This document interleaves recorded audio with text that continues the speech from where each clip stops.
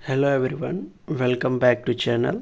आज मैं आपसे एक सिंपल सवाल पूछता हूँ। अगर कल गवर्नमेंट आपका फ़ोन चेक करना चाहे, आपकी पर्सनल इन्फॉर्मेशन ले ले या बिना वजह आपकी फ्रीडम को रिस्ट्रिक्ट कर दे, तो आपको कौन प्रोटेक्ट करेगा?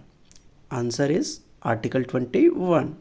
आज अगर हमें प्राइवेसी का राइट मिला है, क्लीन इन्वायरमेंट का राइट मिला है और डिग्निटी के साथ जीने का राइट मिला है, तो इसका क्रेडिट किसको जाता है? आर्टिकल 21 को जाता है। आर्टिकल 21 हम कहेंगे किसे?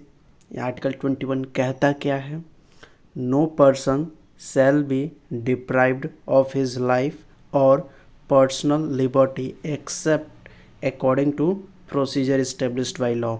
यहाँ पे एक इम्पॉर्टेंट टर्म है, ध्यान दीजिए उसको। नो पर्सन, यहाँ पे सिटीजन वर्ड यूज़ नहीं हुआ है, ठीक है? तो यहाँ पे नो पर्सन है, इसीलिए यह आर्टिकल दोनों सिटीज़न और फॉरेनर दोनों के लिए एप्लीकेबल। देखो, आर्टिकल 21 सिटीज़न और नॉन सिटीज़न दोनों को मिलता है।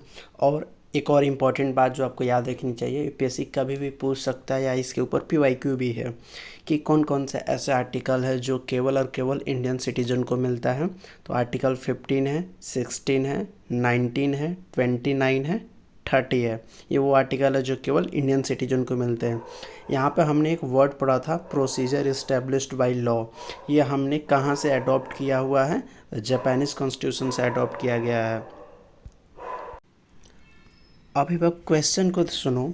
अब सवाल उठता है कि लाइफ का मतलब क्या है? क्या सिर्फ जिंदा रहना ही लाइफ है? सुप्रीम कोर्ट ने कहा है नहीं।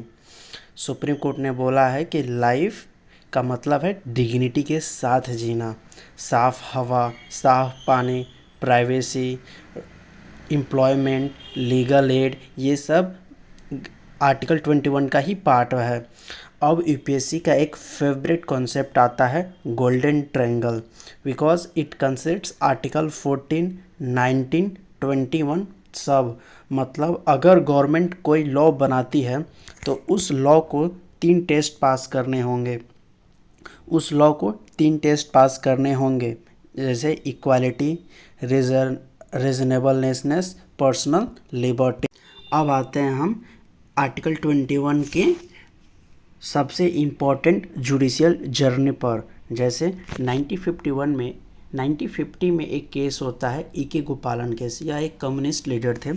सुप्रीम कोर्ट ने इस केस में बहुत ही नैरो इंटरप्रिटेशन को अडॉप्ट किया था आर्टिकल 21 का।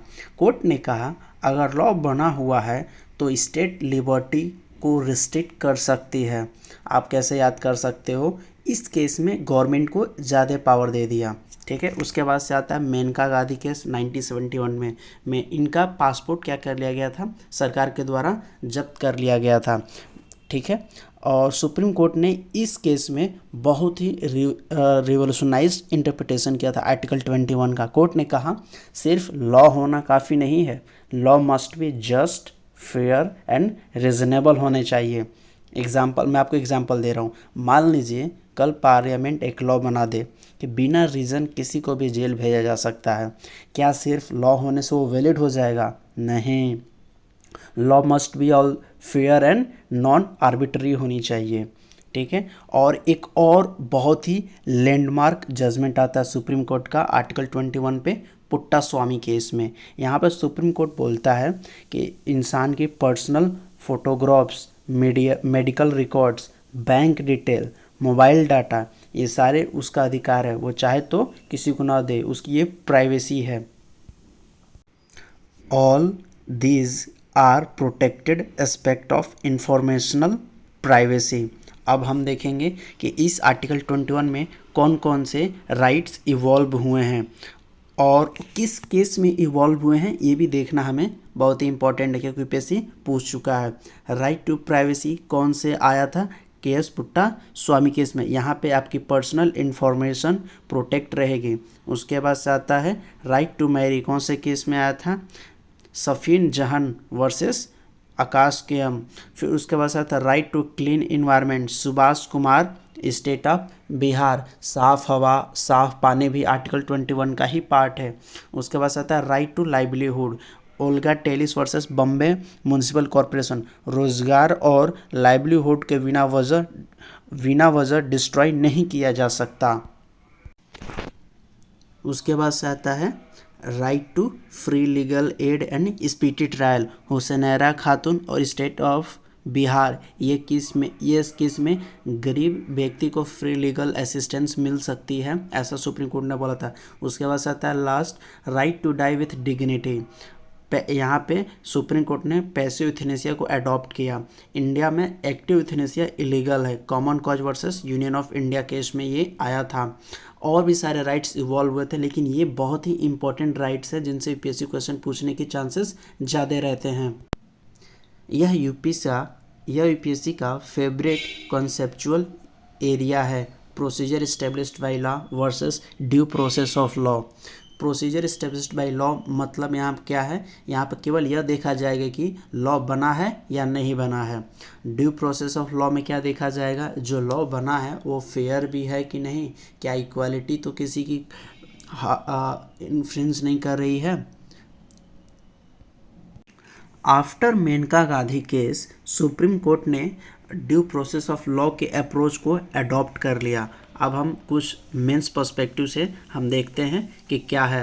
अगर आर्टिकल 21 से रिलेटेड कभी भी क्वेश्चन आता है ना, तो आप डायरेक्ट ये लाइन लिख सकते हो इंट्रोडक्शन में भी, article 21 is a living and dynamic provision whose scope has continuously expanded through judicial interpretation। यह लाइन एग्जामिनर को इम्प्रेस कर सकती है। अब हम कुछ क्रिटिक्स देखते हैं आर्टिकल 21 के। सेपरेशन ऑफ पावर और क्या टेंशन है। सुप्रीम कोर्ट ने बहुत टाइम टू टाइम क्या किया, आर्टिकल 21 में कई सारे चीज़ों को इंक्लूड किया है, जैसे हेल्थ हो गया, शेल्टर हो गया, इन्वायरमेंट हो गया। क्रिटिक्स का कहना है कि ये काम तो पॉलिसी मेकिंग का है, जिसमें एग्जीक्यूटिव लेजिस्लेचर इन्वॉल्व होते हैं, जुडिशरी का नहीं है। लेकिन कोर्ट कुछ टाइम पॉलिसी मेकिंग डिसीजन में गवर्नमेंट की इन्वॉल्व हो जाता है, ठीक है। उसके बाद से आता है इन्वायरमेंट डेफिसिट। इस पूरे वर्ड का क्या मतलब मैं आपको समझाने की कोशिश कर रहा हूँ। Court have recognised many new rights under article 21, लेकिन हमारे पास इंफ्रास्ट्रक्चर ही नहीं है कि उस राइट्स को इम्प्लीमेंट किया जा सके, और ये गैप क्रिएट कर देता है between legal right and actual delivery of benefits. People have right on paper but not in reality. ये बात आप इस लाइन से निकाल सकते हो कि उनके पास तो राइट्स तो है लेकिन रियलिटी में नहीं है। लास्ट आता है subjective jurisprudence, broad judicial path, risk divergent bench interpretation, potentially generating legal uncertainty. इसका मतलब है कि कई बार ना डिफरेंट जज इस आर्टिकल 21 को डिफरेंट तरीके से इंटरप्रेट करते हैं, जिससे inconsistency and legal uncertainty judicial decision में देखने को मिलता है। अब हम इस आर्टिकल के सबसे इम्पोर्टेंट पॉइंट पे आ गए हैं। ये देखिए, ये लास्ट 10 ईयर्स के PYQ हैं जो आर्टिकल 21 के ही केवल पूछा गया है। आप देख सकते हैं ये 2024 में आया था, ये 2021 में आया था। राइट टू प्राइवेसी रिपीट 2019 में आया था, 2018 में आया था, और ये मेंस के क्वेश्चन है। आप देख सकते हो 24, 2023, 2022, 2017, 15 लगातार आ रहा है, तो कितना इम्पोर्टेंट है। अगर मैं आपसे बोलूं, अगर फंडामेंटल राइट एक बिल्डिंग माना जाए तो आर्टिकल 21 उस बिल्डिंग की फाउंडेशन है, because it protect life, liberty, dignity, privacy and several other rights. इसलिए सुप्रीम कोर्ट ने आर्टिकल 21 को heart and soul of Indian democracy कहा है। Thank you for watching. If you found this video useful, do like, share and subscribe for more UPSC content. मिलते हैं next video में।